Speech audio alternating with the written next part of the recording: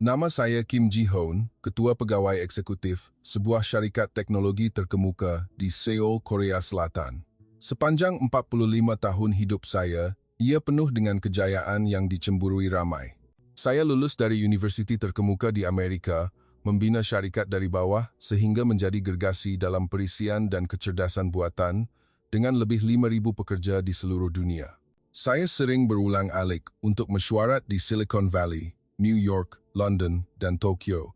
Sentiasa menaiki jet pribadi atau kelas pertama dan menginap di hotel 5 bintang. Semuanya mesti sempurna, pantas, dan efisien. Tetapi kali ini, saya terpaksa datang ke Malaysia semata-mata untuk mesyuarat 3 hari dengan rakan kongsi tempatan bagi menandatangani kontrak bernilai RM50 juta untuk projek pembangunan aplikasi AI bersama. Saya benar-benar keberatan. Pada pandangan saya, Malaysia adalah negara membangun, penuh dengan pelancongan, pantai, dan makanan tepi jalan, tetapi untuk perniagaan dan teknologi, lupakan saja. Saya pernah membaca laporan bahawa negara ini menghadapi masalah rasuah, politik yang tidak stabil, dan infrastruktur yang masih belum setanding dengan Korea atau Jepun. Saya berterus terang kepada setiausaha saya, mengapa kita perlu ke sana? Mengapa mereka tidak terbang ke Seoul sahaja? Jet mendarat di lapangan terbang antarabangsa Kuala Lumpur pada lewat petang. Saya melihat keluar tingkap, menyaksikan langit kelabu dan orang ramai yang sesak tidak jauh berbeza daripada gambaran dalam fikiran saya. Negara ini pasti huru-hara. Saya menggumam sendirian sambil melangkah turun dari pesawat. Saya serta-merta merasai bahang dan kelembapan yang melingkari tubuh. Udara panas dan menyesakkan.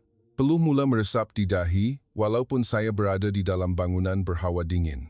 Pada masa ini di Seoul, pasti sejuk dan nyaman, mungkin sekitar 15 darjah, fikir saya. Saya berjalan melalui koridor panjang menuju ke kaunter imigresen. Pegawai di sana tersenyum, tetapi saya tidak mempedulikannya.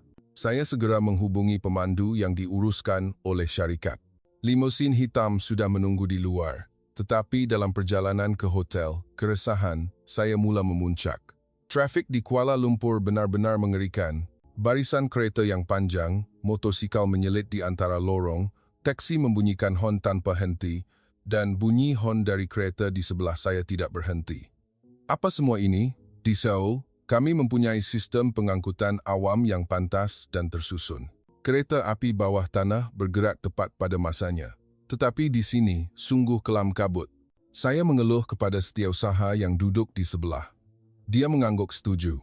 Ya, Tuan CEO, saya pernah baca KL adalah antara bandar yang paling sesak di dunia. Saya mengeluh panjang, memandang jam dunia di pergelangan tangan saya. Mesyuarat esok mesti bermula pukul 9 pagi. Saya tidak mahu membazirkan walau seminit pun dengan kelewatan ini. Jika mereka tidak boleh menguruskan lalu lintas, bagaimana mereka boleh menguruskan perniagaan bernilai RM50 juta? Saya berfikir dalam hati. Gambaran dalam fikiran saya ialah rakan kongsi Malaysia yang mungkin datang lewat tidak mempunyai dokumen lengkap atau membuat persembahan dengan slide usang. Saya pernah membatalkan perjanjian dengan sebuah syarikat di India atas sebab yang serupa tidak cukup efisien.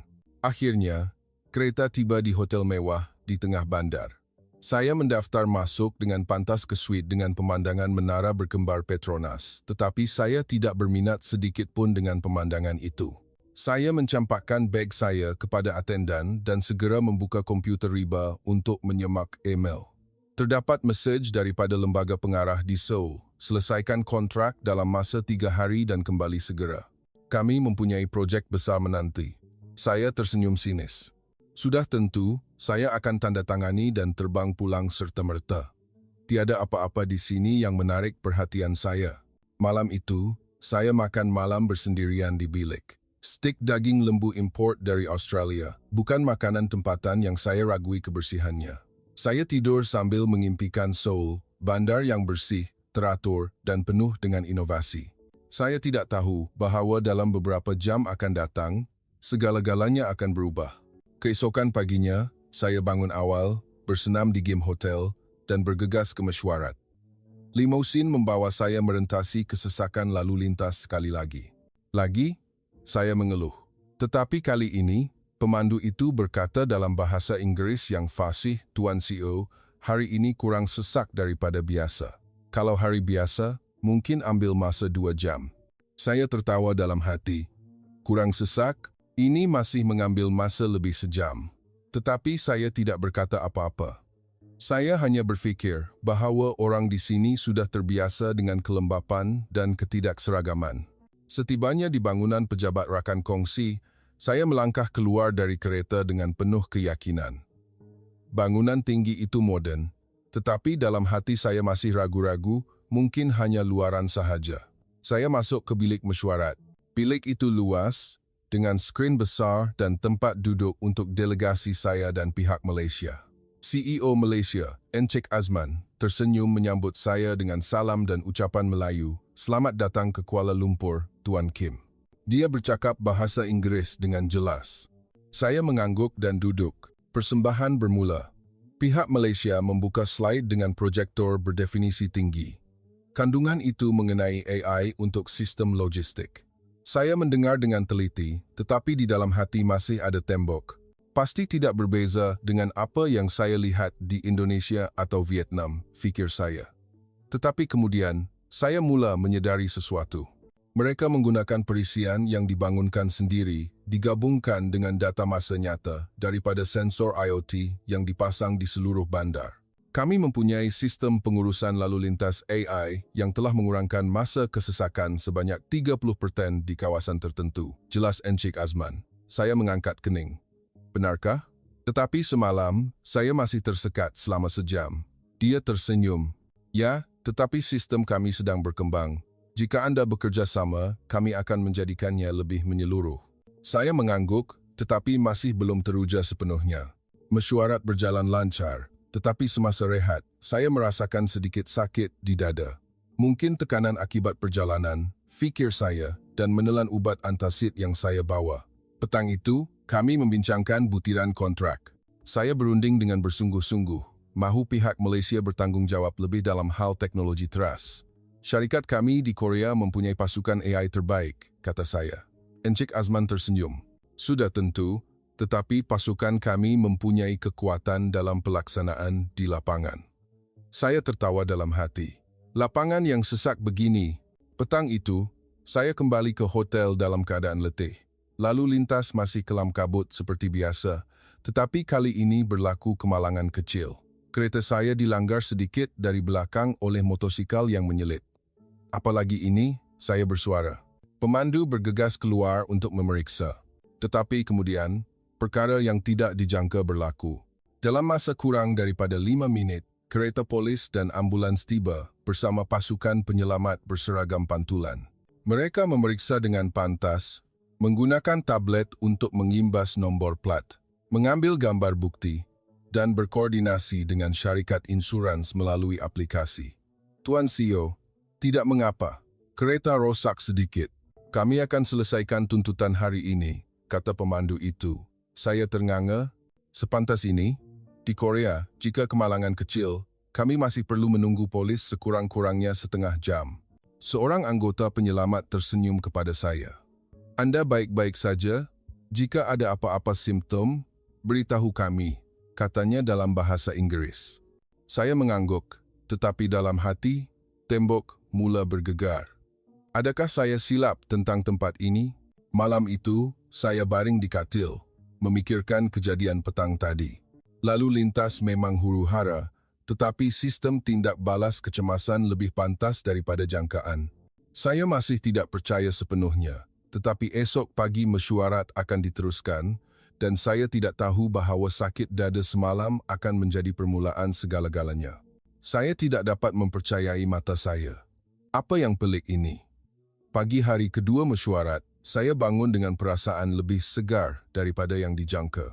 Selepas kemalangan kereta semalam, syarikat insurans Malaysia menelefon untuk mengatakan semuanya telah selesai dan limusin baharu telah dihantar ke hadapan hotel sejak pukul 7 pagi. Sepantas ini, saya bertanya kepada setiausaha saya. Dia mengangguk, "Ya, Tuan CEO. Sistem mereka nampaknya lebih efisien daripada yang kita fikirkan." Saya tersenyum sinis dalam hati. Mungkin hanya nasib baik, Dalam perjalanan ke bangunan pejabat, lalu lintas masih sesak seperti biasa, barisan kereta panjang.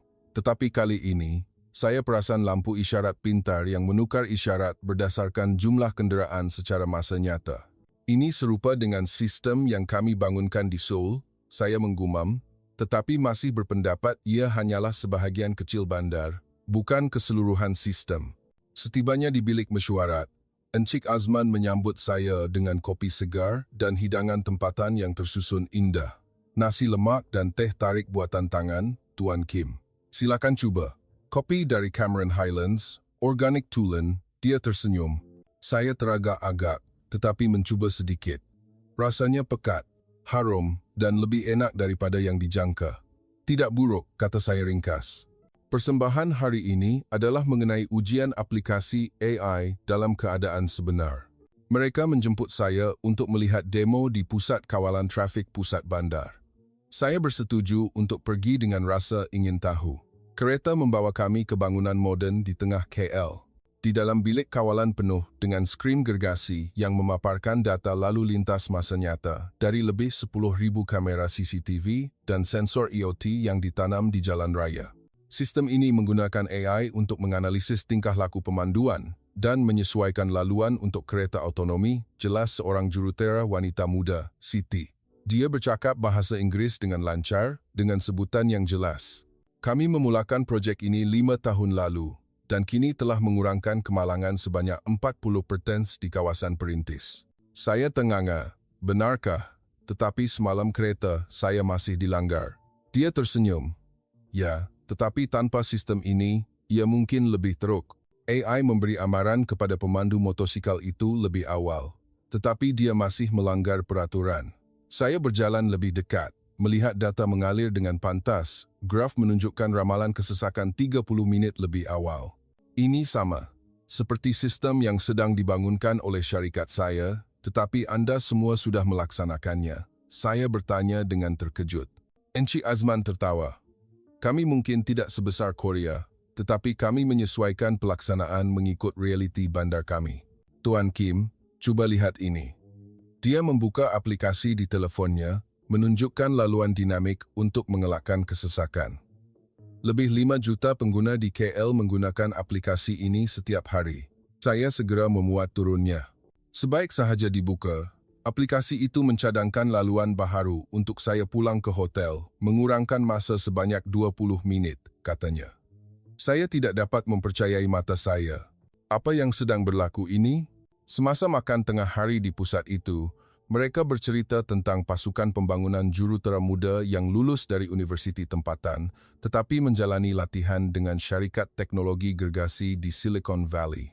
Kami tidak perlu semuanya sempurna dari awal, tetapi kami membangunkannya secara beransur-ansur agar sesuai dengan orang sebenar, kata seorang jurutera. Saya mengangguk, tetapi di dalam hati masih ada tembok. Bagus untuk negara membangun, tetapi di Korea, kami sudah mempunyai liputan 5G di seluruh negara. Petang itu, kami kembali menyambung mesyuarat. Saya mula melihat potensi dalam perjanjian ini. Jika kita menggabungkan teknologi kita dengan sistem mereka, kita mungkin dapat mencipta sesuatu yang baharu, fikir saya, tetapi masih berunding dengan ketat, mahu pihak Malaysia melabur lebih banyak dalam perkakasan. Semasa rehat, saya merasakan sakit dada lagi, lebih kuat daripada kali pertama. Mungkin terlalu banyak minum kopi. Saya beritahu setiausaha saya dan menelan ubat. Tetapi kali ini ia tidak hilang. Petang itu, selepas mesyuarat, saya memutuskan untuk berjalan-jalan berhampiran hotel untuk berehat. KL pada waktu malam sibuk. Orang ramai berjalan ke sana kemari, tetapi saya perhatikan keselamatannya. Polis pelancong meronda di setiap sudut dan CCTV di setiap simpang jalan. Tempat ini lebih selamat daripada yang saya sangka, fikir saya. Saya singgah di gerai tepi jalan, mencuba nasi kandar atas cadangan Encik Azman. Rasanya pedas, manis, dan seimbang lebih enak daripada yang saya jangkakan, saya akui dalam hati. Tetapi kemudian, semasa berjalan pulang, sakit dada kembali dengan ganas. Saya sesak nafas, tangan saya kebas. Saya rebah ke tanah, orang di sekeliling segera berlari ke arah saya. Anda kenapa, Tuan? Tanya seorang lelaki dalam bahasa Inggris. Dia segera menghubungi 999, nombor kecemasan Malaysia. Tenang tuan, ambulans sedang datang. Dia memegang saya. Orang lain menjarakkan diri untuk memberi ruang. Dalam masa 3 minit, siren berbunyi. Ambulans tiba bersama pasukan perubatan 4 orang. Mereka memeriksa nadi, meletakkan alat pengukur oksigen, dan menyuntik ubat awal. Disyaki serangan jantung, kami akan bawa ke hospital terdekat, kata ketua pasukan. Dia menggunakan tablet untuk menghantar data ke hospital lebih awal.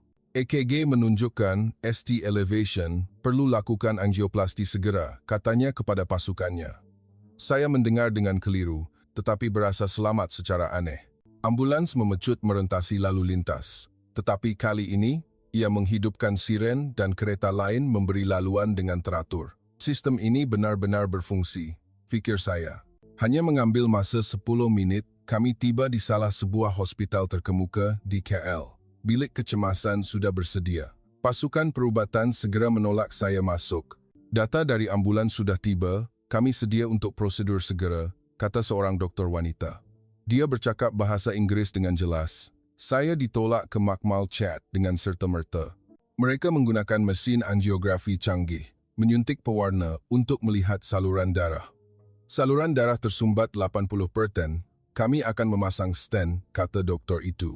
Saya menandatangani borang persetujuan dengan tangan menggeletar, memikirkan keluarga saya di Seoul. Jika saya mati di sini kerana datang ke negara ini. Tetapi kemudian, perkara yang tidak dijangka berlaku lagi. Prosedur selesai dalam masa 45 menit. Saya sedar di bilik ICU. Doktor datang menjelaskan, Anda terselamat kerana sampai awal.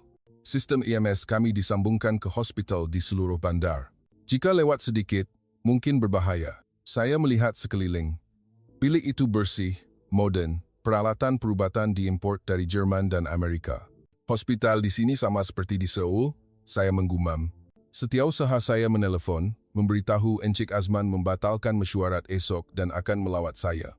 Beliau kata kesihatan Anda lebih penting daripada kontrak, katanya. Saya terdiam. Mengapa mereka begitu baik? Malam itu, saya baring memikirkan peristiwa sepanjang hari. Daripada lalu lintas yang huru-hara yang saya keluhkan, ia menjadi sistem yang menyelamatkan nyawa saya. Jika di Seoul, saya mungkin perlu menunggu ambulans lebih lama kerana kesesakan juga teruk, saya akui dalam hati buat kali pertama. Ada sesuatu di sini yang saya terlepas pandang. Tetapi cerita belum berakhir. Esok, saya akan melihat lebih banyak lagi, dan ia akan membuatkan saya mula meragui diri sendiri. Sungguh tidak dapat dipercayai, fikir saya. Tetapi kemudian, perkara yang tidak dapat dijelaskan berlaku. Pagi hari ke-3, saya bangun di bilik pesakit VIP hospital. Cahaya matahari lembut menyinari tingkap besar. Saya berasa jauh lebih baik, dada tidak sakit lagi. Doktor yang merawat, Dr. Fatimah, berjalan masuk sambil tersenyum. Selamat pagi, Tuan Kim. Keadaan Anda bertambah baik. Anda tidur lena malam tadi. Nadi normal, katanya dalam bahasa Inggris dengan sebutan yang jelas. Saya bertanya dengan rasa ingin tahu, di mana Anda belajar? Sebutan Anda sangat baik. Dia tersenyum. Lulus perubatan dari kemudian latihan di London selama 3 tahun. Hospital kami mempunyai hampir 100 doktor yang menjalani latihan di luar negara. Saya mengangguk, tetapi di dalam hati masih ada soalan. Hospital di Malaysia, Encik Azman tiba. Saya batalkan mesyuarat sepanjang hari untuk Anda berehat, katanya, meletakkan barang dan duduk di sebelah katil. Saya berasa malu. Terima kasih, tidak mengapa. Dia tersenyum. Kesihatan adalah yang paling penting. Di Malaysia, kami berpegang pada prinsip bahawa manusia lebih penting daripada perniagaan. Saya terdiam. Kata-kata itu menyentuh hati saya. Dalam dunia perniagaan saya, segala-galanya adalah keuntungan dan masa. Tetapi kontrak RM50 juta, saya bertanya. Dia ketawa. Boleh tunggu. Anda sembuh dahulu. Petang itu, Dr. Fatimah membenarkan saya berjalan-jalan di hospital. Saya memakai jubah pesakit, berjalan di sepanjang koridor yang bersih. Jururawat tersenyum menyambut. Semua orang di sini seperti hotel 5 bintang, kata setiausaha yang menemani saya. Saya melihat bilik bedah hibrid yang menggunakan robot Da Vinci terkini. Kami adalah hospital pertama di Asia Tenggara yang menggunakan model ini sepenuhnya. Jelas seorang jururawat apabila melihat saya berminat. Saya berjalan ke bahagian pesakit luar, melihat ramai pesakit asing Eropah, Amerika, Timur Tengah. Ada yang datang untuk pembedahan kosmetik, ada yang untuk rawatan kanser. Pelancongan perubatan, saya bertanya kepada Dr. Fatimah yang berjalan bersama. Ya, tetapi kami bukan hanya murah. Kualiti standing dengan hospital terkemuka di dunia, tetapi kosnya 70% lebih rendah, katanya. Dia membuka aplikasi hospital di teleponnya. Cuba lihat, sistem tempahan janji temu dalam talian, semak keputusan makmal dengan serta-merta, tidak perlu menunggu. Saya cuba menekannya. Semuanya pantas. Tiada giliran menunggu seperti di Korea yang kadang-kadang perlu menunggu berminggu-minggu.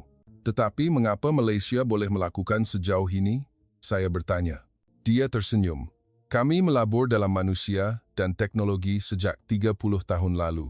Walaupun KDNK per kapita lebih rendah daripada Korea, kami memperuntukkannya agar boleh diakses oleh semua orang. Saya mula merasai kerendahan hati buat kali pertama. Di Korea, kami mempunyai teknologi, tetapi kadangkala hanya orang kaya yang boleh mengaksesnya. Malam itu, Encik Azman menjemput saya makan malam di hospital, bilik peribadi dengan pemandangan indah. Cuba makanan Melayu tulen. Tidak terlalu pedas, katanya, menyediakan kari hijau dan pulut untuk saya cuba. Ia benar-benar lazat. Semasa berbual, dia bercerita tentang startup di Malaysia. Kami mempunyai koridor inovasi digital, serupa dengan Silicon Valley, tetapi memberi tumpuan kepada industri sebenar seperti kenderaan elektrik dan perubatan. Saya mendengar dengan teliti. Esok, jika Anda sihat, saya akan bawa Anda melihatnya. Malam itu, saya tidur memikirkan 3 hari ini. Dari lapangan terbang yang saya anggap usang, ia menjadi pintu masuk kepada sistem yang menyelamatkan nyawa saya. Daripada lalu lintas yang saya keluhkan, ia menjadi sebahagian daripada AI yang bijak. Daripada hospital yang saya ragui, ia menjadi tempat yang lebih moden daripada yang pernah saya lihat. Tempat ini bukan hanya negara pelancongan, saya menggumam. Tetapi saya masih tidak pasti. Mungkin hanya KL. Kawasan lain mungkin tidak sebegitu. Tetapi jauh di lubuk hati, saya mula ragu-ragu. Adakah saya silap selama ini? Penyakit ini memaksa saya berehat 2 hari lagi. Dan mesyuarat akan diteruskan, tetapi saya tidak tahu apa yang menanti esok yang akan meruntuhkan lagi tembok dalam hati saya. Bagaimana ini boleh berlaku? Ada sesuatu di sini yang benar-benar di luar jangkaan saya. Selepas pulih sepenuhnya di hospital selama 2 hari, keadaan saya bertambah baik dengan ketara, dokter. Fatimah membenarkan saya keluar hospital, tetapi mengingatkan, perlu pemeriksaan berkala dan elakkan tekanan. Saya mengangguk, tetapi dalam hati, saya memikirkan kontrak RM50 juta yang masih belum selesai. Saya perlu tanda tangan dan terbang pulang ke Seoul. Encik Azman melawat saya setiap hari, membawa dokumen untuk perbincangan ringan di sebelah katil. Jangan tergesa-gesa, Tuan Kim, berehat dahulu, katanya selalu. Saya mula berasa bersalah. Dia menjaga saya lebih baik daripada sekadar rakan kongsi perniagaan. Pagi saya keluar hospital, Encik Azman menghantar limuzin untuk menjemput saya. Hari ini saya bawa Anda melihat KD, katanya, jika Anda sihat. Saya teragak-agak, tetapi bersetuju. Baiklah, saya mahu lihat dengan mata sendiri. Dalam perjalanan, lalu lintas masih sesak. Saya melihat bangunan pencakar langit berselang-seli dengan bangunan lama. Lihat, sesetengah kawasan masih kelihatan lama dan tidak moden. Saya berkata kepada setiausaha, dia mengangguk. Ya, Tuan CEO, infrastruktur masih belum setanding Korea. Saya tersenyum dalam hati. Nampaknya, saya tidak silap sepenuhnya. Tetapi apabila kereta memasuki zon KED, segala-galanya berubah. Bangunan moden berbaris, jalan raya lebar, dengan kenderaan elektrik melintas. Ini adalah hub industri baharu kami, jelas Encik Azman. Kami melabur lebih RM1.5 triliun untuk menarik teknologi dari seluruh dunia. Kami berhenti di pusat inovasi digital, bangunan kaca tinggi, di dalamnya penuh dengan usahawan startup muda. Selamat datang, Tuan Kim, sapa seorang CEO startup. Namanya Aiman, baru berusia 28 tahun tetapi mempunyai PhD dari MIT. Kami pakar dalam AI untuk perubatan, katanya. Dia membawa saya melihat Makmal, robot pembantu pembedahan bergerak dengan tepat. Sistem ini menggunakan pembelajaran mesin untuk menganalisis imbasan CT dengan ketepatan 99.8%, jelas Aiman. Saya menyentuh mesin itu. Sangat bagus. Tetapi di Korea kami mempunyai model yang lebih pantas, kata saya untuk menguji. Dia tersenyum. Ya, tetapi kami 50% lebih murah dan disesuaikan untuk hospital kecil. Kami duduk melihat demo. Aiman membuka program AI yang menghubungkan data pesakit dari hospital di seluruh negara. Kami mempunyai data raya lebih 10 juta kes. AI meramalkan wabak penyakit lebih awal. Saya ternganga. Data sebesar ini, adakah ia selamat? Dia mengangguk. Kami menggunakan blockchain untuk penyulitan dan mematuhi GDPR dengan ketat. Saya berfikir dalam hati. Mereka memikirkan keselamatan lebih daripada yang saya jangkakan. Walaupun sesetengah kawasan bandar masih kelihatan lama, tempat ini sangat maju. Semasa rehat kopi, Aiman bercerita tentang pasukannya. Ramai di antara kami lulus dari universiti tempatan tetapi menjalani latihan dengan Google dan Samsung. Seorang gadis muda bernama Siti berjalan masuk. Saya membangunkan algoritma untuk mengesan kanser payudara. Ketepatan sama seperti pakar, tetapi 10 kali lebih pantas. Dia menunjukkan hasilnya pada tablet, graf, dan image 3D berputar. Adakah Anda buat ini seorang diri? Saya bertanya. Dia tersenyum. Ya, pasukan kami hanya 5 orang, tetapi kami menggunakan sumber terbuka dan bekerja sama di seluruh dunia. Saya mula berasa teruja. Jika kita bergabung dengan teknologi syarikat saya, Encik Azman tersenyum. Itulah yang kami mahu bekerja sama, tetapi saya masih ada keraguan. Tetapi bagaimana dengan infrastruktur di luar KL? Saya lihat sesetengah kawasan masih belum bersedia. Aiman mengangguk. Ya, kami masih belum setanding Korea. Tetapi kami berkembang secara beransur-ansur dan menekankan kelestarian, tidak mencipta terlalu banyak hutang. Saya terdiam. Mereka mengakui kelemahan, tetapi menggunakannya sebagai daya penggerak. Petang itu, kami memandu ke kilang pembuatan kenderaan elektrik di KID. Robot pemasangan kenderaan otomatik bergerak ke sana kemari. Kami menghasilkan bateri litium sendiri, 30% lebih murah daripada Tesla, jelas pengurus kilang. Saya berjalan melihat barisan pengeluaran bersih dan sangat efisien. Saya akui dalam hati, tetapi masih merungut perlahan kepada setiausaha. Jika seluruh negara begini, alangkah baiknya. Tetapi sesetengah sudut bandar masih huru-hara. Petang itu, kembali ke hotel, saya membuka komputer IBA, menyemak email dari Seoul, lembaga pengarah bertanya kemajuan. Bila tanda tangan kontrak? Saya menjawab, 2 hari lagi. Tetapi di dalam hati, saya mula berbelah bahagi. Adakah perjanjian ini bernilai lebih daripada yang saya sangka? Malam itu, saya mengimpikan KID, bandar masa depan yang tersembunyi di Malaysia. Saya tidak dapat mempercayai mata saya lagi. Apa yang berlaku ini? Pagi berikutnya, hari terakhir mengikut jadual asal, saya bangun dengan perasaan segar, tetapi masih ada sedikit keletihan akibat penyakit jantung. Dokter, Fatimah menelpon. Hari ini, Anda ada temu janji pemeriksaan susulan pukul 10 pagi. Saya akan hantar kereta untuk menjemput Anda. Saya tersenyum. Terima kasih, Doktor. Encik Azman menawarkan. Selepas pemeriksaan, saya akan bawa Anda melihat hospital kami sepenuhnya. Tuan Kim berminat dengan AI perubatan, bukan? Saya bersetuju serta-merta. Tentu, saya mahu lihat bagaimana ia berfungsi di lapangan. Kereta membawa saya ke hospital yang sama. Bilik pemeriksaan bersih dan kemas. Jururawat tersenyum menyambut. Selamat pagi, Tuan Kim. Hari ini kami akan buat ultrabunyi jantung dan ambil darah, katanya dalam bahasa Inggris yang fasih. Saya perhatikan mesin ultrabunyi model GE Healthcare terbaru. Ya, model terkini, dia menjelaskan. Dr. Fatimah masuk. Keputusan darah semalam normal. Kolesterol menurun kerana ubat yang kami berikan. Dia membuka tablet, menunjukkan graf tahap lemak darah masa nyata. Kami juga menganalisis genetik dari darah Anda. Mendapati Anda mempunyai gen yang membakar lemak dengan perlahan, jadi kami menyesuaikan menu diet pribadi. Saya ternganga. Genetik daripada setitik darah? Dia tersenyum. Ya, kami menggunakan penjujukan NGS disambungkan dengan AI untuk meramalkan risiko penyakit jantung 10 tahun lebih awal, ketepatan 95%. Saya memikirkan hospital di Seoul. Kami hanya boleh melakukan yang asas, tetapi di sini. Dr. Fatimah membawa saya melihat bahagian genomik. Makmal itu penuh dengan mesin. Kami menganalisis genetik untuk setiap kes pesakit kanser untuk memilih ubat yang tepat, mengurangkan kesan sampingan sebanyak 70%. Sepanjang perjalanan, dia bercerita tentang sistem hospital. Kami menghubungkan data di seluruh negara melalui awan. Doktor di kawasan desa boleh mengakses keputusan makmal KL dalam masa 5 minit.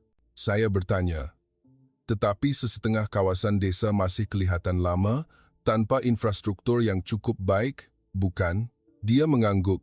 Ya, kami masih belum membangun secara seragam, tetapi kami menggunakan klinik bergerak dan teleperubatan untuk mengimbangi. Dr. KL boleh membuat panggilan video dengan pesakit di kawasan terpencil setiap hari. Saya terdiam.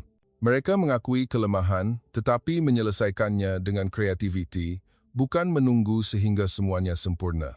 Petang itu, Encik Azman membawa saya ke bahagian jantung, makmal chat yang menyelamatkan nyawa saya.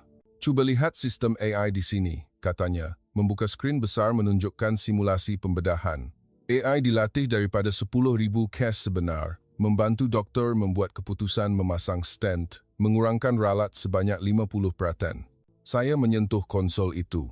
Ini lebih maju daripada yang sedang diselidik oleh syarikat saya. Seorang doktor muda bernama Dr. Ek berjalan masuk. Saya membangunkan aplikasi ini sendiri, lulusan kejuruteraan dari Stanford, tetapi kembali bekerja di sini kerana mahu membantu rakyat Malaysia. Saya bertanya tentang kos. Adakah mahal? Dia tersenyum. Untuk rakyat Malaysia, insurans sosial meliputi hampir semua. Warga asing seperti Anda hanya bayar 30% daripada harga di Amerika. Saya mengira dalam hati. Pembedahan jantung seperti saya di Seoul mungkin 2 kali ganda lebih mahal. Kami terus berbual. Dokter, Ek bercerita, 20 tahun lalu, Malaysia masih ketinggalan, tetapi kami melabur dalam pendidikan perubatan dan teknologi, menjadikan pesakit sebagai pusat, bukan keuntungan. Saya mula berasa tidak selesa dengan diri sendiri. Saya pernah fikir tempat ini mundur. Encik Azman menyedari. Tuan Kim, malam ini berehat dahulu, esok kita bincang kontrak. Dalam perjalanan pulang, saya melihat hujan lebat turun. Udara lebih panas dan lembap daripada sebelumnya. Waktu ini sungguh menyesakkan. Saya merungut kepada pemandu. Dia tersenyum. Ya, tetapi orang Malaysia sudah biasa. Kami sentiasa senyum dan membantu antara satu sama lain. Saya melihat keluar, melihat orang Malaysia di bawah hujan masih tersenyum. Bertegur sapa. Membantu memegang payung antara satu sama lain. Mereka tidak merungut seperti saya. Malam itu di hotel, saya makan mengikut menu yang dihantar oleh hospital salad sayuran natrium rendah mengikut genetik saya. Lebih enak daripada yang saya sangka. Setiausaha saya menelefon dari Seoul. Lembaga bertanya tentang kontrak, Tuan CEO. Saya menjawab, tunggu sehari lagi. Tetapi di dalam hati, saya mula melihat gambaran baharu. Jika kita bekerja sama, syarikat saya akan mendapat banyak. Malam itu, saya mengimpikan AI yang menghubungkan jantung bukan hanya mesin, tetapi juga hati rakyat Malaysia yang hangat. Bagaimana ini boleh berlaku? Tetapi kemudian, perkara yang lebih tidak dapat dipercayai akan berlaku. Pagi terakhir mengikut jadual asal, saya bangun dengan perasaan berat di dada bukan daripada penyakit jantung, tetapi daripada konflik dalaman. Kontrak RM50 juta menunggu untuk ditandatangani hari ini. Tetapi selepas melihat KID dan sistem perubatan, saya mula berfikir AI ini terlalu kecil untuk potensi yang saya lihat. Encik Azman menelefon, Tuan Kim sudah bersedia untuk mesyuarat, saya sudah sediakan dokumen. Saya menjawab, ya, tetapi sebelum tanda tangan, saya mahu bincang sedikit tentang kesihatan saya. Dia terdiam seketika. Tentu, saya faham. Kami bertemu di kafe hotel. Saya menceritakan kepadanya tentang sakit dada yang bermula sejak di pesawat. Saya ada sejarah keluarga penyakit jantung. Ayah saya meninggal pada usia 55 tahun. Encik Azman mengangguk. Kenapa tidak beritahu dari awal? Kami ada pasukan pakar. Saya tersenyum sinis. Saya fikir saya hanya datang 3 hari, boleh urus. Tetapi dalam hati, saya tahu tekanan kerja yang menyebabkan simptom itu berulang. Dia membawa saya ke hospital sekali lagi. Dr. Fatimah menunggu. Hari ini, kita akan lakukan ujian stres dan berunding dengan pakar pemakanan, katanya. Dia membawa saya ke bilik senaman khas. Saya berlari di atas treadmill sementara mesin pemeriksaan jantung I menyesuaikan kelajuan secara otomatik mengikut degupan jantung saya, jelasnya. Keputusan keluar dalam 10 menit. Jantung Anda kuat, tetapi perlu kawal tekanan darah dan kurangkan tekanan. Kemudian, pakar pemakanan bernama Puan Lin masuk. Berdasarkan genetik Anda, kami reka menu 30 hari untuk mengurangkan natrium dan meningkatkan omega-3. Boleh dihantar ke hotel untuk dipatuhi. Saya kagum. Di Korea, saya perlu membuat temu janji pakar berbulan-bulan. Puan Lin tersenyum. Di sini, kami memudahkannya kerana kami percaya pencegahan lebih baik daripada rawatan. Semasa berbual, Encik Azman bercerita, isteri saya pernah menghidap kanser. Sistem di sini menyelamatkan nyawanya. AI mengesannya pada peringkat awal. Saya terdiam. Saya tidak pernah fikir Malaysia mempunyai sesuatu seperti ini. Petang itu, kami kembali berbincang kontrak di bilik mesyuarat. Dokumen bertimbun. Saya berunding tentang bahagian teknologi. Syarikat saya mesti memegang 60% saham. Encik Azman menggeleng. Kami tawarkan 50-50 kerana pasukan kami mempunyai kekuatan di pasaran Asia. Saya bertegas. Tetapi modal dari kami lebih besar. Suasana tegang. Saya merasakan sedikit sakit dada lagi. Beri saya rehat sebentar, kata saya, dan berjalan keluar untuk mengambil udara di luar bilik. Saya menelefon lembaga di Seoul. Kontrak hampir ditandatangani, tetapi saya mahu mengembangkan perjanjian itu. Mereka menjawab, ikut plan asal. Kembali segera. Saya mengeluh, tekanan darah saya meningkat. Saya menelan ubat, tetapi kali ini ia tidak hilang. Dada saya ketat, sesak nafas. Tidak tahan lagi, saya rebah di hadapan bilik mesyuarat. Encik Azman berlari keluar. Tuan Kim, kali ini, tindak balasnya lebih pantas daripada Korea sampai di hospital dalam 8 minit. Saluran darah tersumbat berulang, perlu kembangkan stent segera, kata Dr. Fatimah. Prosedur bermula serta-merta. AI membantu membimbing kateter saluran darah. Kedudukan tepat, mengurangkan masa kepada 20 minit, kata Dr. Ek. Saya sedar di bilik ICU sekali lagi. Encik Azman menjaga. Tuan Kim, saya sangat terkejut. Kontrak tidak sepenting kesihatan Anda. Air mata saya bergenang. Terima kasih. Jika tiada sistem di sini, saya pasti tidak selamat. Dia tersenyum. Inilah Malaysia, Tuan. Kami mungkin ada kesesakan, ada hujan, tetapi apabila nyawa manusia penting, semuanya berhenti untuknya. Saya menangis dalam hati. Saya pernah menghina tempat ini, tetapi Anda semua menyelamatkan nyawa saya 2 kali dalam seminggu. Malam itu, semua keraguan dalam hati saya hilang. Lalu lintas yang huru-hara menjadi sebahagian daripada sistem yang menyelamatkan nyawa. Struktur lama menjadi asas yang kukuh untuk inovasi baharu. Dan kelembapan membuatkan orang di sini sentiasa hangat dan tersenyum. Tetapi cerita belum berakhir. Kebenaran yang lebih besar menanti esok. Tetapi kemudian, perkara yang lebih tidak dapat dipercayai berlaku. Saya sedar di bilik ICU sekali lagi. Lampu lembut, monitor jantung berbunyi tik-tok secara teratur. Dr. Fatimah berdiri di sebelah katil bersama Encik Azman. Tuan Kim, keadaan stabil. Saluran darah berjaya dikembangkan, tiada komplikasi, dia tersenyum.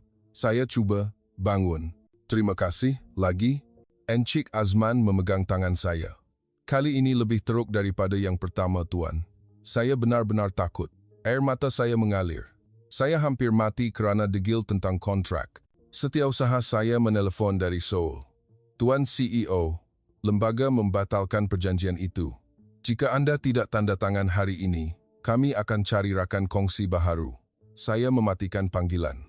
Tidak, saya tidak akan tanda tangan perjanjian lama. Encik Azman mendengar. Tuan Kim, jangan paksa diri. Kesihatan lebih penting. Saya menggeleng. Bukan paksa diri, tetapi saya telah lihat. Perjanjian ini terlalu kecil untuk apa yang saya saksikan. Saya meminta semua orang keluar. Saya bersendirian di bilik, memikirkan 3 hari pertama. Saya datang dengan keangkuhan, berfikir Malaysia lebih rendah daripada Korea dalam segala hal, tetapi 2 kali saya hampir mati. Sistem di sini menyelamatkan nyawa saya dengan kepantasan dan ketepatan yang luar biasa. Bukan hanya alat, tetapi diselaraskan dengan hati manusia yang tidak pernah menyerah. Saya silap kerana melihat luaran sahaja. Saya menangis perlahan. Ayah saya meninggal kerana serangan jantung semasa mesyuarat di Tokyo. Saya menelefon Encik Azman kembali. Saya mahu tukar syarat. Dia terkejut. Tukar bagaimana? Saya menarik nafas dalam. Saya batalkan perjanjian AIRM 50 juta yang asal. Saya akan melabur RM 200 juta, sebaliknya, membina pusat AI perubatan bersama di KID, dan saya akan berpindah ke sini selama 3 bulan untuk menguruskan projek itu sendiri. Bilik itu senyap. Mata Encik Azman terbeliak. Tuan Kim, betul ke? Saya mengangguk. Ya, saya telah lihat. Tempat ini bukan hanya rakan kongsi, tetapi guru. Sistem perubatan Anda, pelaburan dalam manusia, teknologi yang boleh diakses oleh semua orang Korea kami masih kekurangan perkara ini. Dr. Fatimah tersenyum. Selamat datang ke Malaysia. Saya menelefon lembaga di Seoul.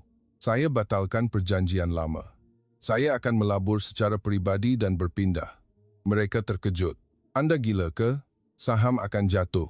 Saya menjawab, jika saham jatuh kerana saya memilih nyawa manusia, saya rela. Saya mematikan panggilan. Semua keraguan hilang. Lalu lintas yang huru-hara adalah sebahagian daripada bandar yang hidup. Struktur lama adalah akar kepada kelestarian. Dan kelembapan membuatkan orang di sini sentiasa hangat. Petang itu, saya berpindah ke bilik biasa. Encik Azman membawa pasukannya untuk meraihkan kecil-kecilan. Ini bukan hanya perniagaan, tetapi persahabatan, katanya. Saya mengangkat gelas air.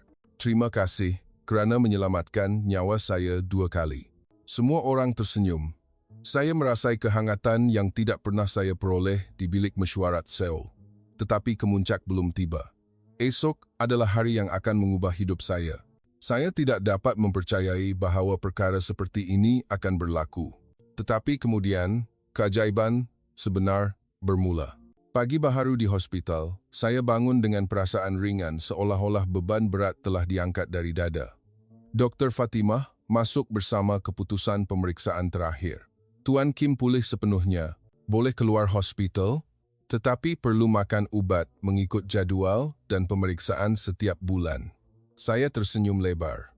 Terima kasih, doktor. Anda menyelamatkan nyawa saya 2 kali. Dia tertawa perlahan. Bukan saya, ia adalah pasukan dan sistem. Tetapi yang penting, Anda membuka hati untuk menerima. Encik Azman datang dengan dokumen baharu. Kontrak RM 200 juta sudah sedia untuk ditandatangani, Tuan Kim. Tetapi sebelum itu, saya mahu bawa Anda berjumpa seseorang. Kami menaiki kereta ke rumah Dr. Fatimah di kawasan pinggir bandar. Saya terkejut. Mengapa ke sini? Dia tersenyum. Dia mahu berkongsi cerita pribadi untuk Anda memahami murni hati, ketulusan hati, Malaysia yang sebenar. Di rumah yang ringkas tetapi hangat, Dr. Fatimah bercerita tentang hidupnya. 15 tahun lalu, saya adalah budak kampung dari kawasan desa. Ibu bapa miskin, tetapi kerajaan memberi beasiswa penuh untuk belajar perubatan. Saya berjanji kepada diri sendiri untuk kembali membantu orang di kampung halaman. Dia membuka album foto, menunjukkan gambar dia dalam pakaian doktor bergerak. Sekarang, saya meluangkan masa untuk membuat klinik percuma di kawasan desa setiap bulan, menggunakan teleperubatan yang disambungkan ke KL. Air mata saya bergenang. Di Korea, doktor terbaik selalunya hanya berada di bandar besar. Dia menyambung, Tuan Kim, Anda pernah fikir Malaysia lebih rendah, tetapi kami melabur dalam manusia, bukan hanya wang. Apabila orang diberi peluang, mereka akan mencipta keajaiban. Saya menundukkan kepala. Saya benar-benar malu. Saya datang dengan keangkuhan, berfikir tempat ini hanya ada kesesakan dan kepanasan, tetapi 2 kali saya hampir mati. Sistem dan murni hati di sini menyelamatkan saya. Saya sangat menyesali diri saya. Encik Azman memegang bahu saya. Tiada siapa yang sempurna, Tuan Kim. Tetapi mengakui kesalahan adalah langkah pertama ke arah kehebatan. Saya mengelap air mata. Saya sudah buat keputusan. Saya akan batalkan semua perjanjian lama dan melabur secara pribadi untuk menubuhkan yayasan AI kesihatan di Malaysia, membantu orang miskin mendapat akses kepada teknologi. Kedua-dua mereka terkejut. Betul ke? Saya mengangguk. Ya, dan saya akan berpindah ke sini secara kekal untuk belajar daripada Anda semua. Petang itu, kami kembali ke hotel. Saya menelepon keluarga saya di Seoul. Saya akan tinggal di Malaysia. Datanglah cari saya. Istri saya menangis. Anda benar-benar berubah. Saya tersenyum. Ya, Malaysia mengajar saya untuk menjadi merendah diri. Malam itu, saya menandatangani kontrak baharu di bilik mesyuarat kecil. Tiada majlis rasmi. Ini bukan hanya perniagaan, tetapi permulaan baharu, kata Encik Azman. Saya mengangkat gelas. Untuk Malaysia, guru yang perlu saya pelajari. Saya merasai kebebasan daripada CEO yang angkuh kepada seorang yang merendah diri dan menghargai nilai kehidupan. Tetapi perjalanan belum berakhir. Kata-kata yang perlu saya ucapkan sedang menunggu. Pagi berikutnya, saya berpindah dari hotel mewah ke Pangsapuri, ringkas berhampiran Keid. Bilik 2 bilik tidur, pemandangan taman. Tiada limosin, tiada pengawal pribadi. Saya memberitahu setiausaha, mulai sekarang, saya akan hidup seperti rakyat Malaysia biasa. Matanya terbeliak. Tuan CEO pasti? Saya tersenyum. Pasti. Saya mahu belajar yang sebenar. Encik Azman datang dengan kopi panas. Hari ini saya bawa Anda ke pasar pagi Tuan Kim. Cuba hidup sebenar. Kami menaiki bas awam biasa, bukan kereta mewah. Saya berdiri memegang rel di tengah-tengah rakyat Malaysia yang tersenyum menyambut. Selamat pagi, kata seorang wanita tua di sebelah. Saya membalas salam. Pasar itu meriah, suara tawar-menawar, bau makanan. Saya membeli nasi lemak dengan Encik Azman. Sedap, dia bertanya. Saya mengangguk. Lebih sedap daripada steak di hotel. Semasa berjalan, dia bercerita, orang Malaysia mungkin berpendapatan rendah, tetapi kami gembira kerana kami berkongsi. Saya melihat seorang penjual memberi makanan percuma kepada seorang kanak-kanak miskin. Ini murni hati, katanya. Air mata saya bergenang. Di Korea, kami terlalu sibuk dengan kerja sehingga melupakan perkara-perkara ini. Petang itu, kami kembali ke KID untuk mesyuarat pasukan baharu. Saya berdiri di hadapan bilik, berhadapan dengan jurutera dan doktor muda. Semua, nama saya Kim Ji-hoon, bekas CEO yang pernah berfikir Malaysia lebih rendah daripada Korea dalam segala hal. Saya datang dengan keangkuhan, berfikir kesesakan adalah kegagalan, struktur lama adalah kemunduran, dan kepanasan adalah penderitaan. Tetapi 2 kali saya hampir mati, sistem AI, perubatan dan murni hati Anda menyelamatkan nyawa saya. Bilik itu senyap. Saya menarik nafas. Malaysia adalah guru yang perlu kita pelajari. Kita terlalu sombong, berfikir wang dan teknologi adalah segalanya, tetapi di sini mengajar saya bahawa hati manusia adalah yang paling penting. Sistem Anda tidak sempurna, ada kesesakan, ada hujan, ada kawasan lama, tetapi dalam perkara yang paling penting menyelamatkan nyawa, berkongsi, melabur dalam manusia Anda lebih hebat daripada kami. Semua orang bertepuk tangan. Saya mengangkat tangan. Saya akan tinggal di sini untuk belajar dan membina pusat AI yang menyediakan perubatan percuma kepada orang miskin. Aiman mengangkat tangan. Selamat datang, Abang Kim. Saya tersenyum. Panggil saya Abang Ji-hoon. Petang itu, saya berjalan sendirian di sepanjang sungai Klang.